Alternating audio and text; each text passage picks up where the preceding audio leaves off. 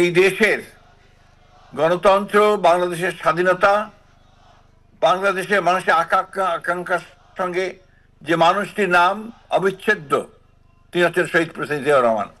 তার সম্পর্কে দীর্ঘ আলোচনা হয়েছে, আমি সেগুলোর পুনরাবৃত্তি করব না।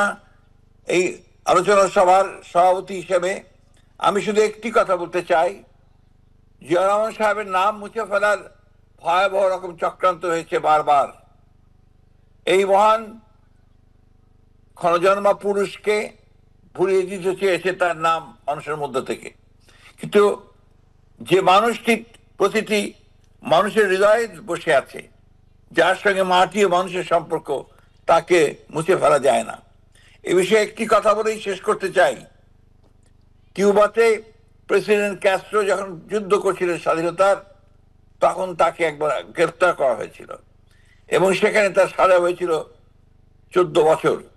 তিনি বলেছিলেন, condemn me, doesn't matter, history will absorb me. তোমরা আমাকে সাজা দিতে পারো, কিন্তু ইতিহাস আমাকে ধারণ করবে। আজকে সেই ইতিহাস তাকে ধারণ করেছে। আজকে দীর্ঘদিন পরে, 44 বছর পরে আমরা তার প্রাসঙ্গিকতা এখানে দেখছি। আজকে জাতিকে আবার গণতন্ত্রের জন্য কথা বলতে হচ্ছে, সংগ্রাম করতে হচ্ছে, এবং আজকে আবার লাখো মানুষ নিয়ে আমাদের নেতা তারেক রহমান সাহেবকে কথা বলতে হচ্ছে যে নির্বাচন দিন।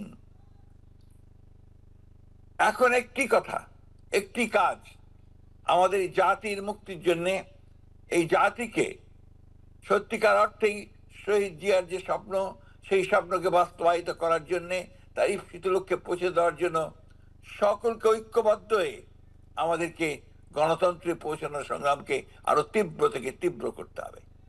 আমি সংগ্রাম করছি এই জন্যে যেটা আমাদের সংগ্রামে পরিণত হয়েছে। একটা অত্যন্ত পরিকল্পিতভাবে বাংলাদেশের মানুষের মধ্য থেকে গণতন্ত্রকে সরিয়ে দেওয়ার প্রচেষ্টা করা হচ্ছে, আবার বিরাজনীতিকরণের একটা ষড়যন্ত্র চক্রান্ত করা হচ্ছে। সেইখান থেকে জাতি উদ্ধার করার দায়িত্ব বাংলাদেশ জাতীয়তাবাদী দলের, এবং সেই জন্যই আমাদের নেতা জনাব তারেক রহমান সাহেব অত্যন্ত সঠিকভাবে বলেছেন যে বিএনপির উপর নতুন দায়িত্ব বর্তেছে। সেই দায়িত্ব হচ্ছে আবারও নিজেদের ঐক্যবদ্ধ করে, দেশের মানুষকে ঐক্যবদ্ধ করে আমাদেরকে সেই গণতন্ত্রকে আবার প্রতিষ্ঠিত করতে হবে।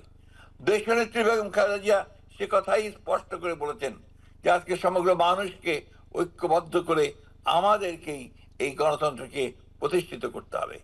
আসুন আজকের এই দিনে আমরা সেই প্রতিজ্ঞাই করি। আমরা সেখানেই আমাদের নেতার প্রতি শ্রদ্ধা জানাতে পারবো যদি আমরা গণতন্ত্রকে প্রতিষ্ঠা করতে পারি। সভাপতি হিসাবে আমি সবাইকে ধন্যবাদ জানাতে চাই।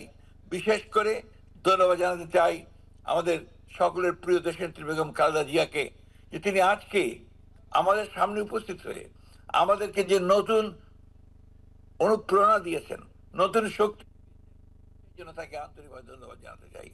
ধন্যবাদ জানাতে চাই যারা তারেক রহমান সাহেবকে, যে গতকাল তিনি তার বক্তব্যের মধ্য দিয়ে মানুষকে যে নতুন করে স্বপ্ন দেখতে শুরু করিয়েছেন, সেই জন্য তাকে ধন্যবাদ জানাতে চাই। আসুন তার নেতৃত্বে সমগ্র জাতিকে ঐক্যবদ্ধ করে আমরা শহীদ মিয়ার স্বপ্নকে বাস্তবায়িত করি। সকলকে ধন্যবাদ। আসসালামু আলাইকুম, খোদা হাফেজ। বাংলাদেশ জিন্দাবাদ, বাংলাদেশ জাতীয়তাবাদী দল জিন্দাবাদ, শহীদ জিয়া অমর হোক, দেশনেত্রী বেগম খালেদা জিয়া জিন্দাবাদ, তারেক রহমান জিন্দাবাদ।